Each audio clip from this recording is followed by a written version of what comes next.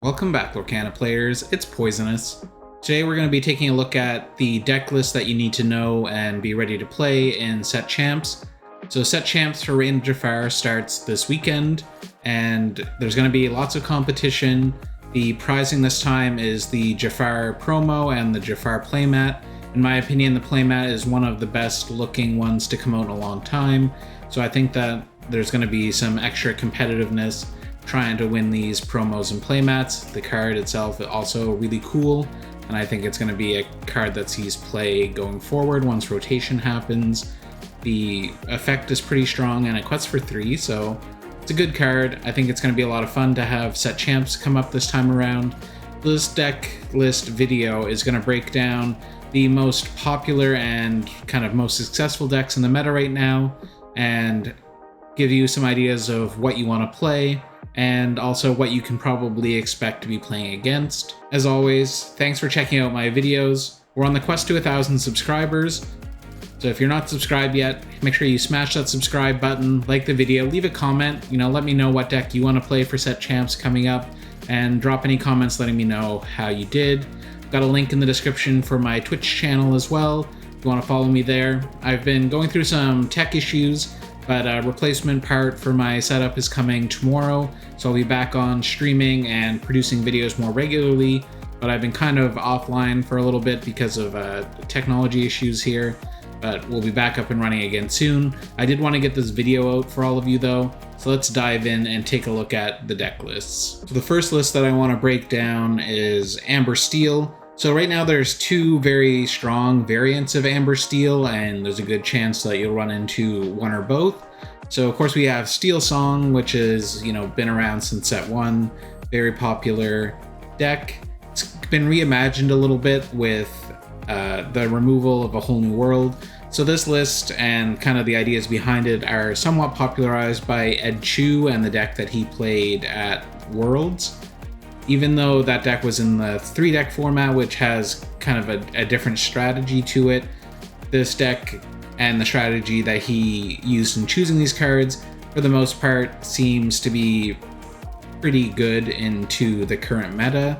So I think that it's worth covering my take on this deck. So for 1-drops, we're running Cindy and Rhino. So Rhino is such a strong card when shifted that we don't need to run the Robin Hood package or Queen package anymore. We're running 7 of the Singer 4s, so we're running 4 Ursula and 3 Troubadour. Instead of running Smee or the more aggro cards, we're running the Singers because the ability to sing Zeus on 2 or 3 cost characters for your opponent can be a huge swing, and it gets you back in the game in the mirror. So instead of running other 2-drops, we're just kind of maxing out on these. I'm going with more Ursula than Troubadour because I like the synergy between Ursula and Rapunzel because she can take 3 damage and then be healed to draw 3 cards. Doc is one of our draw engines. I'm only running 3 to try and minimize the amount of times that you get double docked and you have to get rid of one before you can play the other one. We're running 4 Ariel, of course, to look for our songs. Very good strategic card, lets you dig ahead. 4 copies of Pete to shut down actions, 4 copies of Rapunzel. Obviously she's the best Amber card pretty much in the existence of the game, so she's got to be in here for your card draw. She's a great questing body. 4 copies of Rhino, Power Hamster. This card is very sticky and can be very difficult for your opponent to remove, so it's really great to get one of these down early and stop your opponent from questing and kind of take control, and it takes a lot of effort for them to get rid of it. We're running 4 copies of Beast Tragic Hero. So Sad Beast is back, and he's strong in this deck because he's a huge draw engine. He has a good body, he quests for 2, so a very powerful card, and we're running him. He's great into pretty much every matchup, but especially right now where Red's not running Medusa or anything that deals with 3 strength characters very well. He does well there, and into Purple, he's very strong as well. We're running 2 copies of Namari. This is just to give another 5-cost body that has a lot of strength. The longer the game goes on, the more strength she has. Plus she lets you cycle through your deck and filter for things that you need. And if you do have 2 docks, you can discard 1 using her effect at the start of the turn to, shape your hand a little bit more. We're running 4 copies of Aerial Sonic Warrior. This is a huge card in our kind of reimagined Amber Steel song, because when shifted or when you play her, every time you play a song after that, you can pay 2 ink to deal 3 damage. So even a song like Be Our Guest, where you're just like digging through your deck to look for better characters, you can use her effect to then start pinging down and removing opponents' characters. Plus she's got 8 health, and that can be a lot to remove depending on the matchup that you have. She can be very sticky and get you lots of value for Rapunzel. Our song package is 4 Be Our Guest. Let you look for those good cards like Beast when you're ready to set them up. We got Storm and Strength, and of course Along Came Zeus is huge in this meta, being able to take out sharks, being able to take out power hamsters, and pretty much everything dies to Along Came Zeus. It's going to be sad when it rotates, because I think that most of this deck is going to be gutted if they don't reprint all the staple cards in here.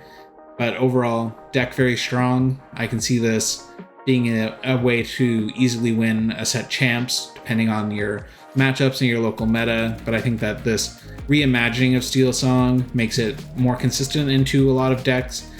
The lack of a whole new world weakens it into some matchups.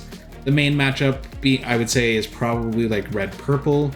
Being able to wheel and like hand dump multiple times against red-purple is usually like a way to quickly beat them. This gives them, more options to fight back, I think, but it's stronger into pretty much all the other meta matchups. Not running a whole new world because we're not feeding the ramp decks of red-blue by refilling their hand.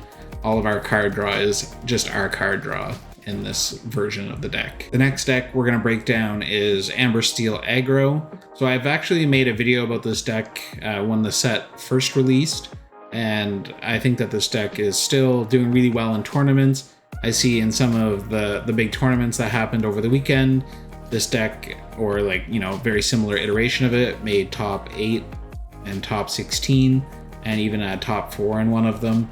So this is a deck that is much more low to the ground. It's similar to the Diggy Diggy Hole decks of the past, and is something that you can bring to really burn down your local meta if it's slower. If you got a lot of players that are playing slower, bigger decks, this deck can easily get under them, and it's very hard to stop if they don't have all the answers exactly when they need them right on curve. So this deck has 4 Cindy, 4 Daisy, and 4 Rhino. So we got our Shift line, we got our Singer, and we got Daisy to go full aggro on your opponent. 3 copies of Penny. She gives resist, and she can heal one of your characters, but she also is a 2-quester, so she's got a very good body. We're running her instead of the zombie Lilo. 4 copies of Piglet. Piglet obviously huge on the play. Got your 3-questing body. It's a captain, so it stops me from taking damage, and it's a must remove whenever you get one of these down. Our draw engine in this deck is basically just Doc and Rapunzel, so we're running 4 of each. 4 copies of Smee. He's got good synergy with the Goofy, with Rapunzel, and a 3/3 body can be annoying for your opponent to deal with when they have to trade into him to remove him. We're running 4 copies of Lady Family Dog. Her ability to cheat out a 2-cost character, and we have lots of good 2 or 1-cost characters to cheat out, makes her very strong. 3 copies of Lawrence. He's a 4/4 that quests for 2. 4 copies of Pete to shut down actions. 2 copies of Goofy the Groundbreaking Chef, because he readies the characters that he heals. He can upright a lot of your characters so they can't be challenged, which makes it more difficult for your opponent to interact with you. We're running 4 copies of the Power Hamster, because this is such a strong card. Very hard to deal with, quest for 2, and also great at taking out opponents' characters to keep some board control and not taking any damage back thanks to that resist 2. 2 copies of Pluto as a bodyguard, and then we have our song package, which is much smaller. It's just Storm and Strength to help ping down some characters in the early game and get a big tempo advantage that hopefully your opponent's not going to be able to recover from. We're also running 2 copies of Rapunzel's Tower. This just makes our characters much more difficult to remove and makes it easier to trigger Rapunzel. If they have more health, you can challenge into your opponent's characters, take damage, and then heal it with Rapunzel. So it kind of has, 2 benefits. And if you want a detailed breakdown of all the combos, interactions with this deck, I suggest you check out my other video that I made about this deck. It goes through like the mulligan strategies, the opening lines, and the different combos that you can use. It has some, gameplay clips and stuff like that. So plug that video, check it out. If you want to play this deck in your set champs, get those reps in. And I think that this is a deck that if you're running a slow deck, you got to be worried about running into a deck like this because it is very fast and very hard to keep up with. And I think that this deck could easily, clean up a set champs here and there. So if you want to play it, don't feel bad about bringing aggro. This deck is very strong. The next deck to look at is green purple discard. So this is a deck that I've done videos on before. I made a video in the previous set when Hiram was banned about this deck and went through gameplay and line, so you can check that out. I've also got live gameplay VODs on YouTube here with gameplay from this set. But this is my updated version of the deck. I did see that a player won the 10K on the weekend using this deck, so it is competitive into the current meta, and this build is kind of my slightly adapted version of my previous deck. So in the deck, obviously it runs a lot of birds, hence the name Bird Box. We got 4 copies of Diablo, the Obedient Raven, Maleficent Spy. So those are our main shift lines to try and get the shift Diablo out as early as possible. We also have Spiteful Raven, who's got Evasive and Challenger as a backup shift line, and just another character that can deal well with evasives. 4 copies of Ursula to remove songs, 3 copies of Crab, 4 copies of the Devoted Herald. We're running 3 copies of Kit. The tempo from bouncing opposing characters and also being able to force them to have something in hand to discard, I think is quite strong. And against the green steel version of discard, this deck can struggle if you don't have good answers for their Ursula, Deceiver of All, and their Diablo. So the Kit Cloud Kicker really helps solidify that matchup. 3 copies of Prince John. He's your draw engine. When you get your discard package going, you want to have a Prince John or 2 down, and you can really make a lot of powerful plays with the Pull the Lever and with your Sudden Chill. And we don't talk about Bruno when you have those cards out. Genie, we're running 3 copies of the Evasive Genie. He's a card draw. I don't think that you actually need 4. I used to run 4, but sometimes he just kind of clogs your hand up when you have multiples. They always seem to come together for whatever reason. 2 copies of Iago. So he works really well with the Peter Pan Shadow Finder. You play Shadow Finder on 3 and then Iago on 4. He's got a big body. He does die to any targeted spells. So you gotta be mindful of that in like a Steel Song matchup that you probably don't want to play the Iago. But in a lot of other matchups, especially against purple decks, the Iago is very strong and hard for them to deal with. Running 2 copies of Chip, he just makes your opponent discard a card. So he's a discard that you can run even if you're on a turn where Pete is trying to prevent you from doing a Sudden Chill. We have 3 copies of Elsa to exert a character and to rush in. 1 copy of Cricky. This deck has a lot of low strength characters, and those low strength characters sometimes will struggle into bigger bodies or locations, so the Cricky can help clean that up. And then he's a body that quests for 3, so he's very strong. Our discard package, we have 4 copies of Pull the Lever, so you can either use that like Friends on the Other Side to draw 2, or you can make your opponent discard a card. 3 copies of Wrong Lever, which returns a character to your opponent's hand, or if you have a Pull the Lever already in your discard, it puts a character on the bottom of their deck instead, which is a great way to remove an annoying character like a Maui Shark. 4 copies of Sudden Chill, 4 copies of Friends, and 4 copies of We Don't Talk About Bruno. This deck's a lot of fun. I really like green purple. It's a deck that I played back in like set 2 and 3, and I've always enjoyed green purple. The discard is necessary, I think, as opposed to like running a more tempo-oriented version, because the discard lets you put pressure on your opponent's hand, and then you can get board control, and into some matchups, the hand control is huge. I think that this deck is certainly capable of winning. It does struggle a little bit into like the green steel discard, because they have all those removal songs for our characters. So if you expect that there's a lot of green steel discard in your local meta, this deck might not be the best deck to run. But I think it does well into all the red-blue decks. so you can beat up on them, but especially the red-blue items deck. This deck will have a pretty good time beating them down. Steel Song, the full-size version, can sometimes cause you problems, but for the most part, I think that Amber Steel is not a terrible matchup for this deck. It's just if they get a little bit of a board and they can tempo off our characters with songs, it can be hard to recover, but we do have some tools to kind of fight back there. So it's good into red-blue, especially if you think you're going to play a lot of red-blue. I would look at running this as, an option that you have. So now that we've covered green-purple discard, I think next up it makes sense to go into green-steel discard. This is kind of the OG discard deck. Probably still one of the top decks in the meta. It's just not being as represented. I think people are a little bit tired of it, and it does sometimes have trouble with Steel Song.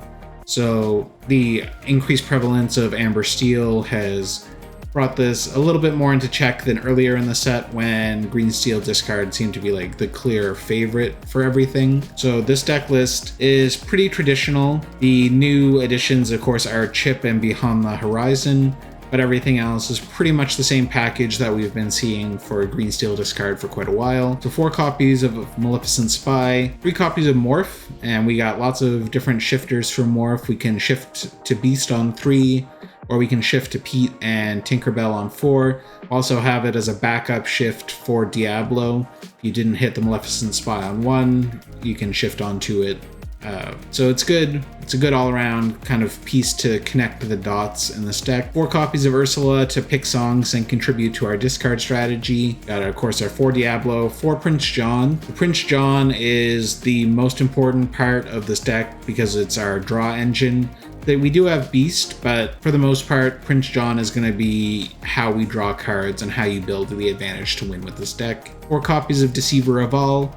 She's a huge threat. She can double sing Storm and Strength and Sudden Chill, and if your opponent can't answer her, she pretty much can win you the game if you have the songs for her when you get her out. 4 copies of Pete to shut down actions. It's a good kind of in the matchup against Steel Song and other discard decks. Whoever controls the Petes and uses the Petes most frequently tends to win those matchups, so Pete very important. 4 copies of the Sad Beast.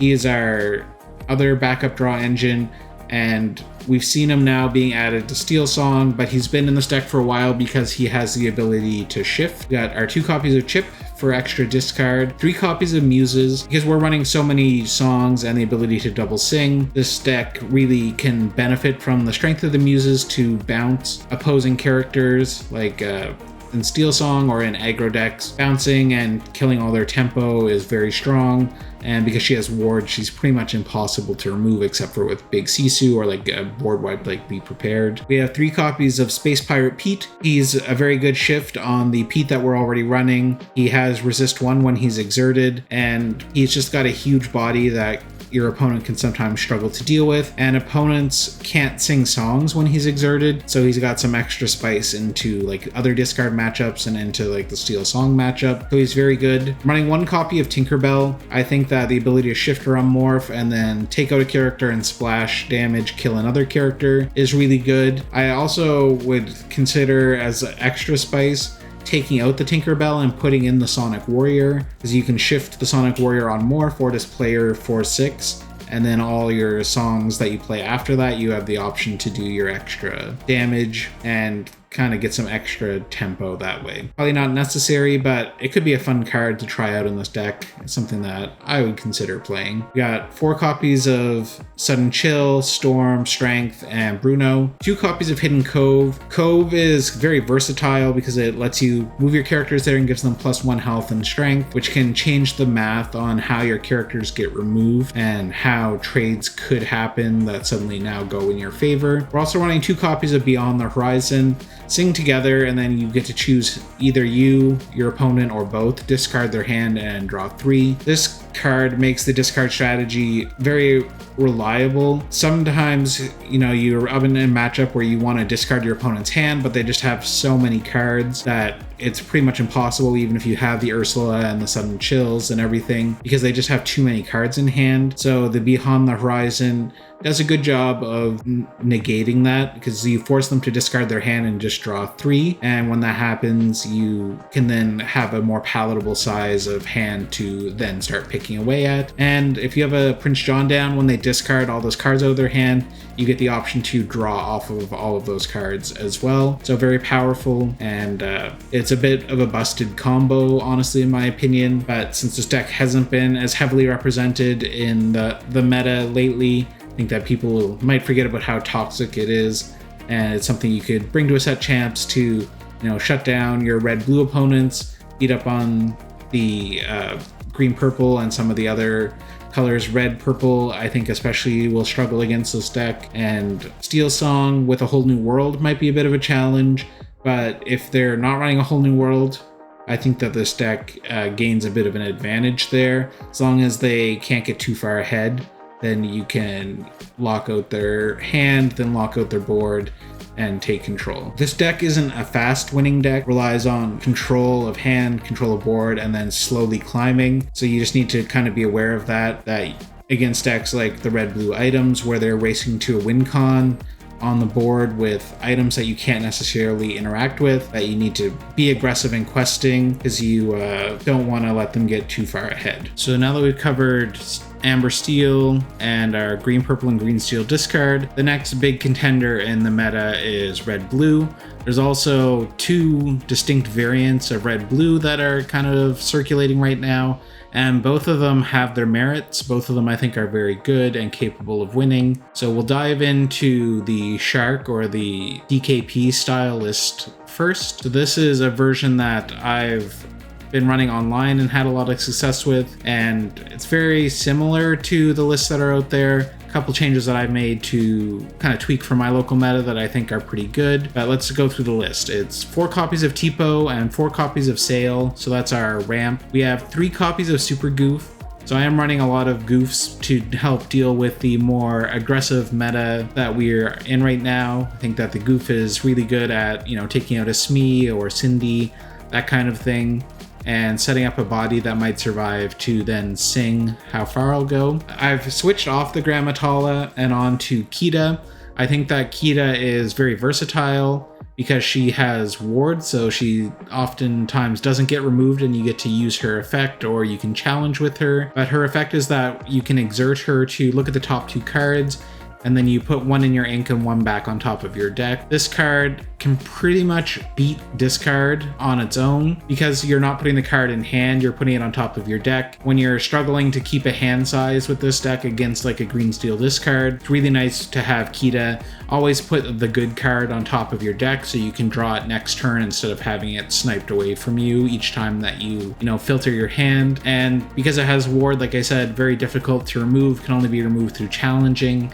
And her effect is quite good because it lets you filter through your deck and increase your ink total without taking it away from hand.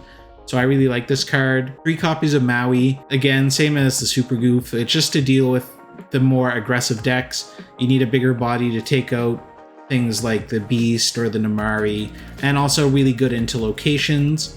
I have 4 copies of Maui Shark. Obviously the deck is built around his ability to gain lore off actions and recycle actions, so you need that. 4 copies of Tamatoa. He's our draw engine. Also, we've added Merlin's Carpet Bag. This is something that we've seen with big players, but I've been running the Carpet Bag for a little while now with my blue-purple deck. You saw my video for Blurple. I've been running the Carpet Bag for quite a while, and now it's starting to be pretty trendy. So I think that it's good in this deck as well. Once you get a Carpet Bag set up, if your opponent doesn't have item removal, then you basically get to draw 2 cards every turn for the rest of the game, and your Tamatoa can play the Carpet Bag for free when he quests. And then once you have it established, you just pay 1 to return a popsicle, pay 1 to play the popsicle, and then your draw engine's online, and the deck feels way stronger when you're drawing 2 cards every turn. We have 1 copy of Scar. He's there to help clean up, more aggressive characters. And he's a 7 cost, so after he's done, he can also sing a B prep on the following turn if necessary. 2 copies of Sisu. Instead of running 3 or 4, I've gone down to 2 because we are running the Scar, and we do have, you know, the more aggressive removal package as well with the Goofy and the Mauis and the 4 B preps. So I don't think that it's necessary to run more.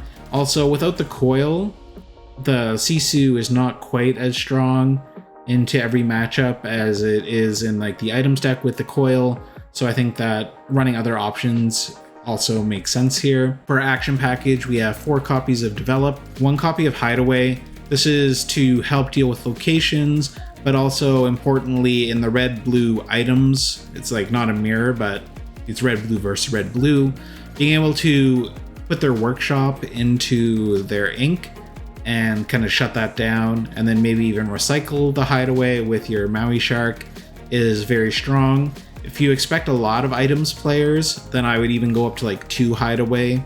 I think that there's nothing wrong with running 2 copies. The only issue is that if your meta is more like Amber Steel and more aggressive stuff, and they're not running any of those locations or items, then this is just a dead card. You top deck it when you need something good, and you'll be very upset that you're running an extra copy of it. So you have to kind of tailor that to the meta that you have where you're at. We have 4 copies of Vision, 4 copies of How Far I'll Go. This is our extra ramp, so you want to potentially just ramp again on 4 ink to go up to 6 and try and get to that B prep in by turn 5. We have 1 copy of Let It Go. I've seen some lists that are running Hades because he's a body. He obviously can't be prevented with like Pete, but running the Scar and all the other uninkables we have, I don't want this list to become too heavy on the uninkables. So I'm running a Let It Go, which is nice because like Maui can sing it. It can be recycled by Half Shark, and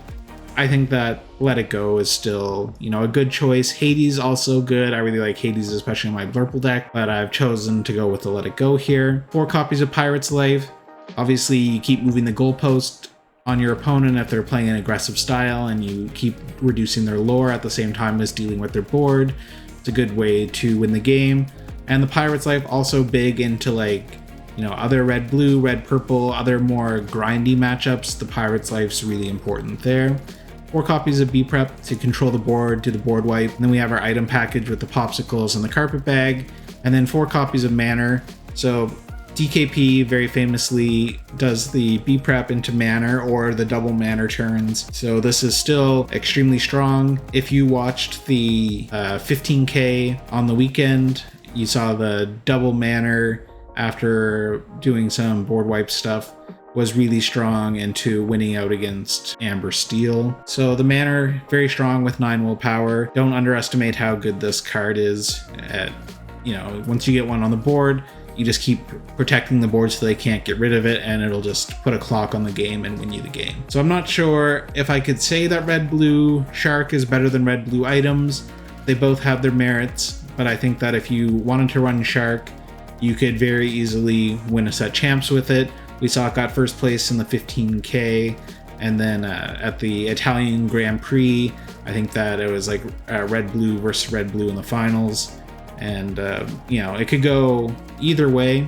So if you think you're going to be playing against the red-blue items deck, then definitely tech in maybe an extra Hideaway. But it's going to come down to what your local meta has. This deck is still very strong. If you're looking for gameplay, I would suggest watching any of the VODs of DKP playing this deck. He's the pioneer, he's the master. I don't have a video of gameplay for this, but watching him play it, he's an absolute genius with it. So I'd suggest doing that and get your reps in. There's a lot of different lines. It's a more control-y deck, so just be aware that there's lots of different ways to play it. But I do like the switch over to Kita from Grand Matala. I think that, especially once the set rotates and Grand Matala is gone, the Kita is going to be an all-star anyway, but I really like it in this deck. So this is a different variant of red-blue. It's relying on the fact that it doesn't get a lot of item hate to really take advantage of the fact that items really stack up and play well with Scrooge, and the Tamato is so shiny and Lucky Dime to just basically win the game in one turn after slowly building up your side of the board full of items and trying to just stop your opponent from winning as you do this. So I have a full breakdown of this deck from the previous set, but all the cards in this deck are basically the same as the previous set. The only difference is the card numbers have changed a little bit. I've changed the amount of things that I was running, but there's no cards from set 8 in this deck. I don't think it needs any cards from set 8 to be successful. So this list has 3 copies of Tipo, 4 copies of the Little Sisu. The Little Sisu is really important because it lets you remove characters, especially when combined with a Sapphire coil. So you can play coil on 2, and then when you ink on 3, you reduce the character strength by 2 with the coil, and then Sisu can remove it. Pretty much all characters that are being played that early in the game have 3 or less strength, so Sisu's then able to remove it, and you can set her up to be a shift on 6 for the big Sisu. We're running 3 copies of Belle, Apprentice Inventor. You can play an item like Popsicle on 1 and then play her as another way to counter more aggressive decks. We have 4 copies of Scrooge McDuck. He's probably the most important card in this deck because you can play him for free once you have enough items down, and he adds another item to your hand. You want to be able to get to those workshops and get them set up so you get extra card draw. 3 copies of Maui. He's here to help deal with annoying bodies on the board, to fight against locations. 3 copies of Tamatoa, Happy as a Clam. He is really useful at recurring items, but we don't need 4 copies. I think that with the draw engine of the coil, with Maurice's Workshop, that you don't rely as much on him recycling the popsicles and stuff, but he is there, and it's nice if you can get him down to have him quest and play an item for free, like a workshop or a fishbone quill, or even the lucky dime when the time comes. 3 copies of Big Sisu, 3 copies of Tamatoa So Shiny, and we are running 1 copy of Hideaway to help deal with locations or in the mirror to try and remove one of their workshops and slow them down.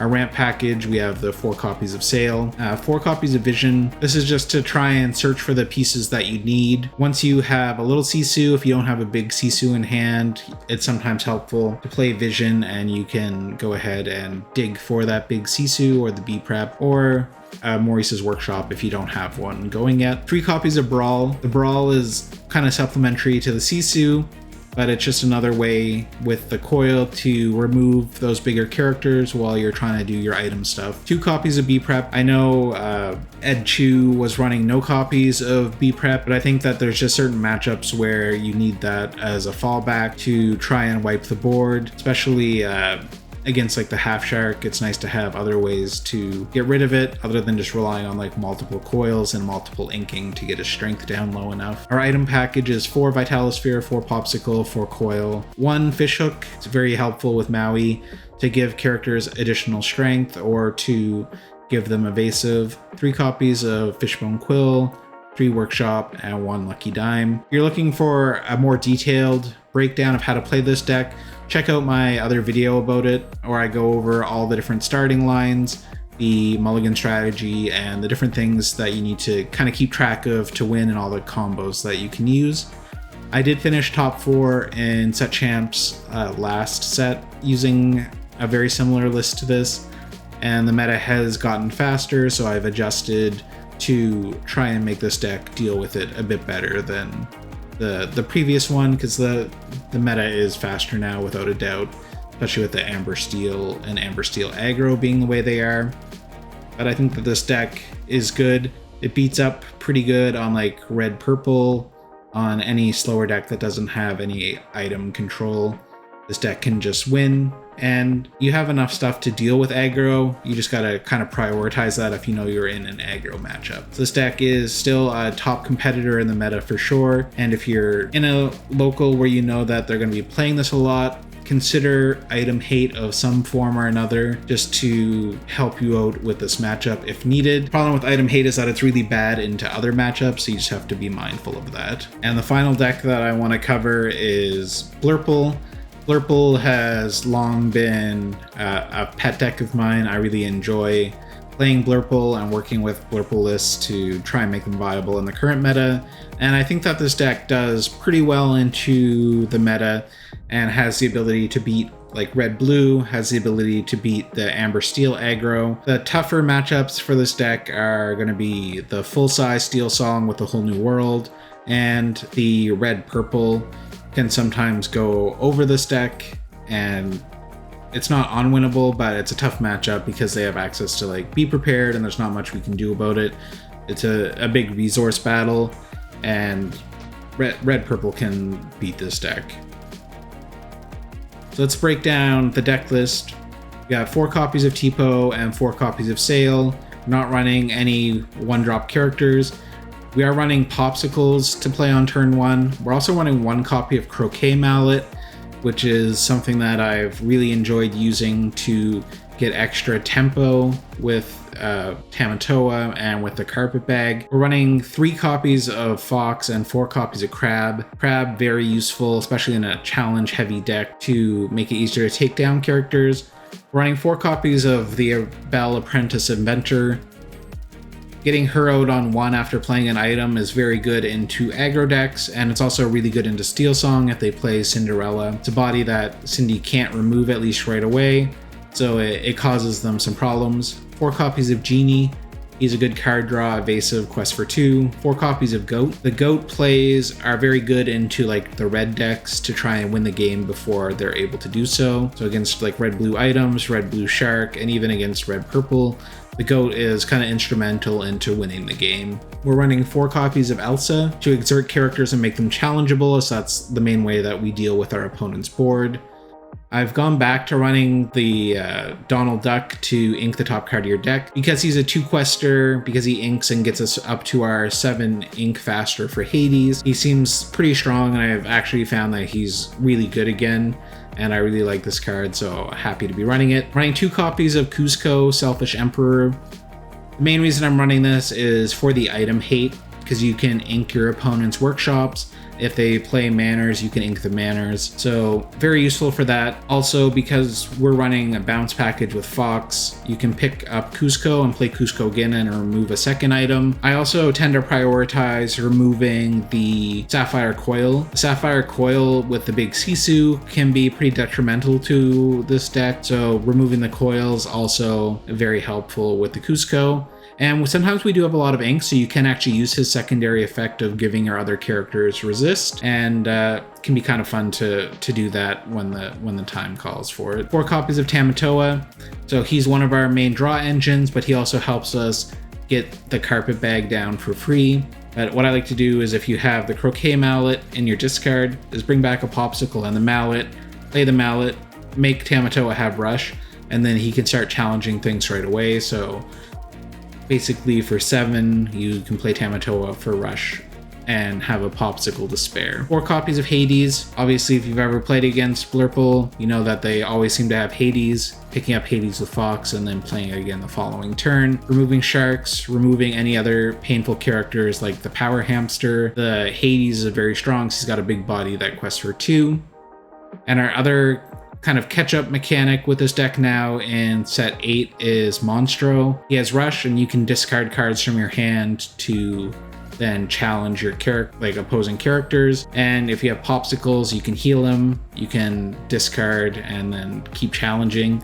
So very good. Previously, Blue-Purple didn't have a way to deal with a wide board. If they got too far ahead, the game was just over. Now with Monstro, you just slap them down and you can challenge and usually do like almost a full board wipe, especially against like Amber Steel, where they love to go wide, but they have a lot of like low strength characters. Monstro really does well there. 2 copies of Finders Keepers. This is useful in the red-blue and red-purple matchups. 4 copies of Friends. Really good, especially if you do like Belle Popsicle on turn 1, and then at the start of turn 2, Belle sings Friends. Really strong, refills your hand and starts your board being built up.